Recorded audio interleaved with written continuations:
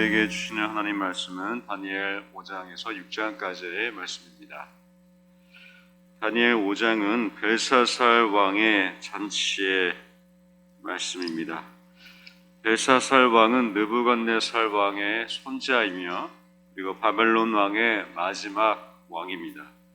우리 함께 2절 읽겠습니다. 벨사살이 술을 마실 때에 명하여 그의 부친 느부갓네살이 예루살렘 성전에서 탈취하여 은그릇을 가져오라고 명하였으니 이는 왕과 귀족들과 왕후들과 후궁들이 다 그것으로 마시려 함이었더라.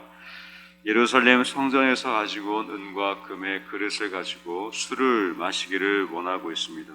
4절 읽겠습니다. 그들이 술을 마시고는 그 금, 은, 구리, 쇠, 나무, 돌로 만든 신들을 찬양하니라. 그리고 그 은과 금을 만든 신들을 찬양하며 사실상 하나님을 조롱하고 있는 것과 같습니다. 그리고 이 신들을 찬양하며 그렇게 그들이 유흥을 즐기고 있을 때 벽에 손가락이 나타나서 글씨가 적히기 시작합니다. 그리고 벨사살은 급히 다니엘을 호출하게 되는데 23절에서 벨사살은 이러한 훈계를 받습니다.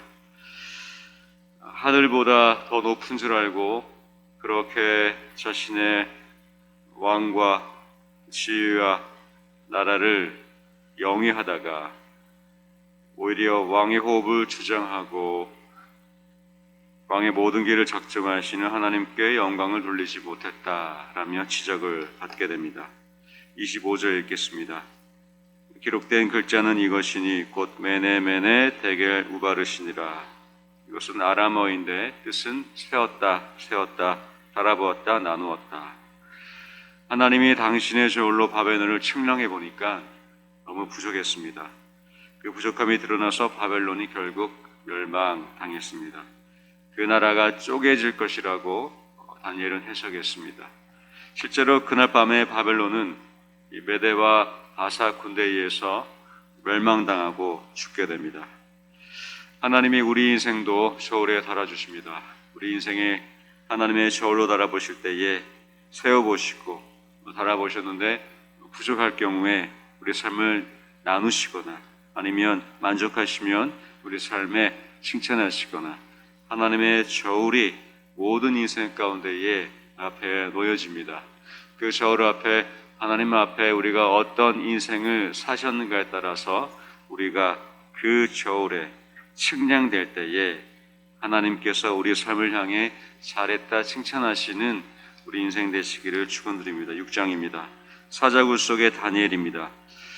다니엘 6장과 3장은 각각 풀무불 속에서 친구 그리고 사자굴 속의 다니엘 우리가 잘 아는 말씀인데 6장 3절 4절 읽겠습니다. 다니엘은 마음이 민첩하여 총리들과 고관들 위에 뛰어남으로 왕이 그를 세워 전국을 다스리게 하고자 하니라.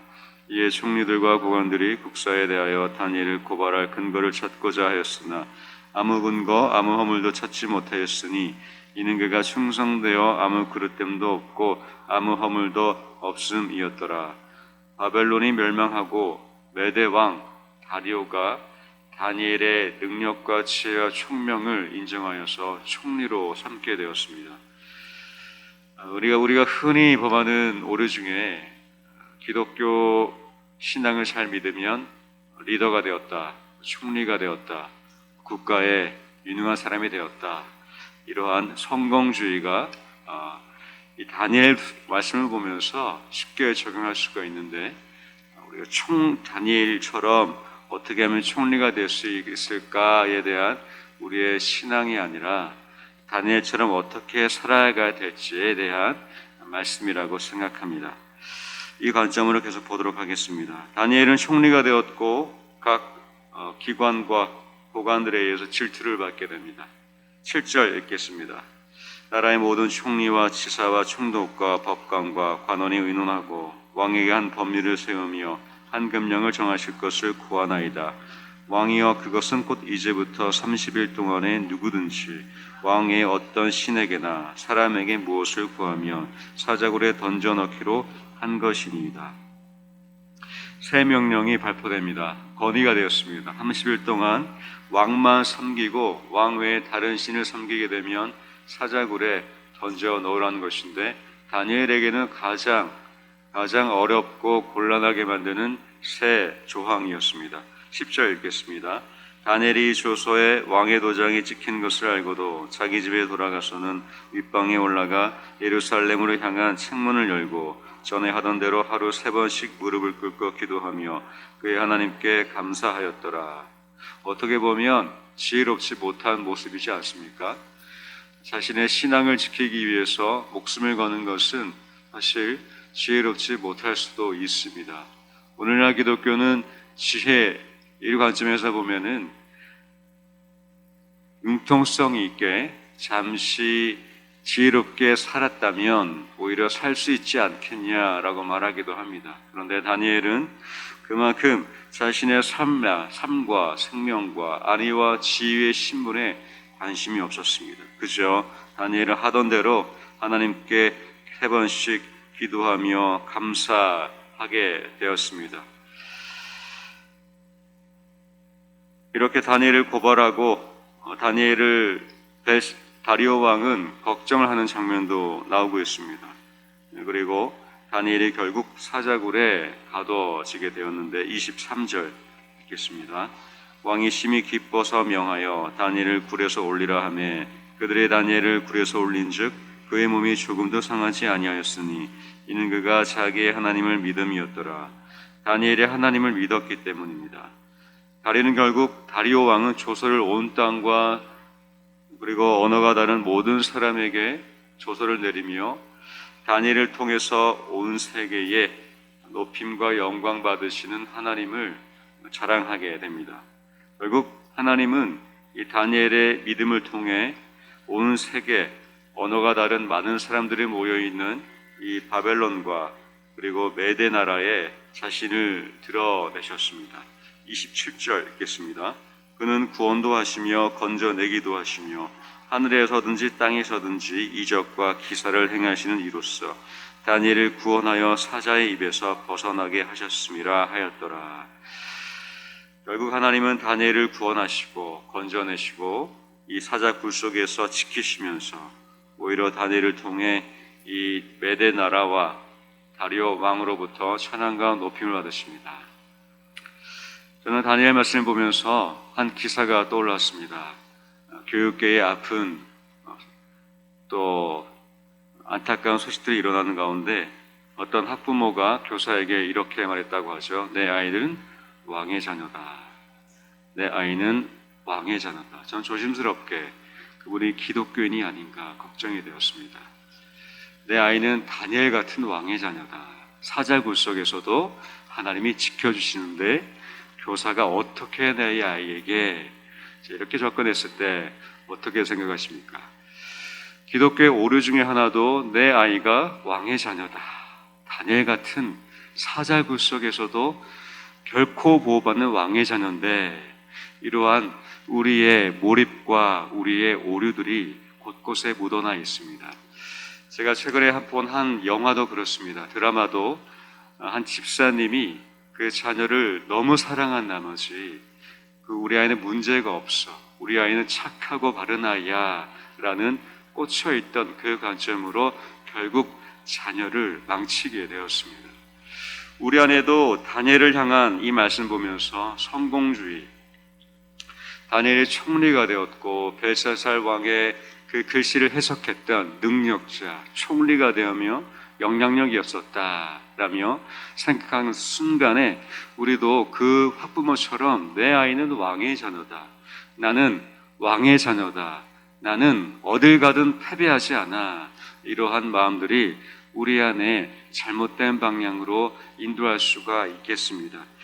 우리의 다른 관점이 필요하다면 그것은 나는 다니엘 같은 총리가 될 수 있는 훌륭한 사람이며 능력자며 그리고 내 자녀는 왕의 자녀고 다니엘 같은 지도자가 되어야 하며 이러한 마음들로부터 우리가 바라봐야 할 것은 바로 다니엘처럼 그저 그가 자기의 하나님을 믿음이었더라.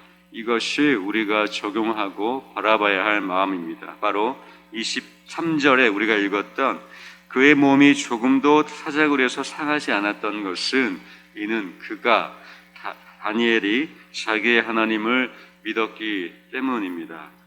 이것이 우리가 적용하고 싶은 신앙의 정도의 길임을 믿습니다.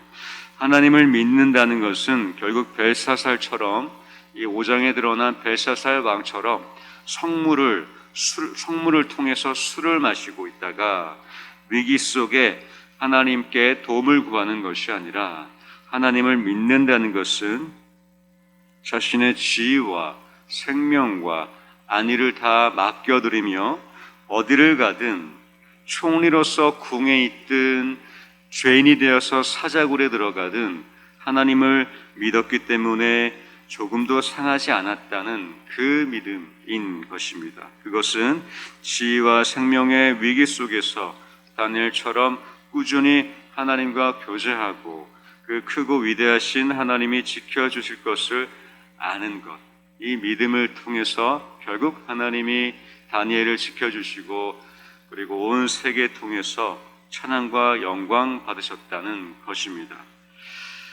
다니엘처럼 총리가 되어야 영향력이 있는 것이 아니라 우리가 총리이든 아니든 우리가 궁에 있든 사자굴에 있든 하나님을 믿었다는 것, 그 믿음이 오늘 5장과 6장을 통해서 저와 여러분에게 하나님이 말씀하시고 부탁하시는 것임을 믿습니다. 우리 삶 가운데서도 하나님을 믿는다는 것이 벨사살 왕처럼 어떠한 우리의 삶의 위기에만 하나님께 도움을 구하는 한 걸음 거리를 유지한 채 그 하나님과의 교제보다 하나님께서 나를 도와주실 것이라는 그 위기를 헤쳐나가는 그 마음에서 더 나아가서 다니엘처럼 꾸준히 교제하시며 크신 하나님을 믿는 저와 여러분 되시길 주님의 이름으로 축원드립니다. 이제 다니엘 5장 6장 말씀 경청하겠습니다. 주의 말씀은 내 발의 등이요 내 길에 비추십니다. 아멘.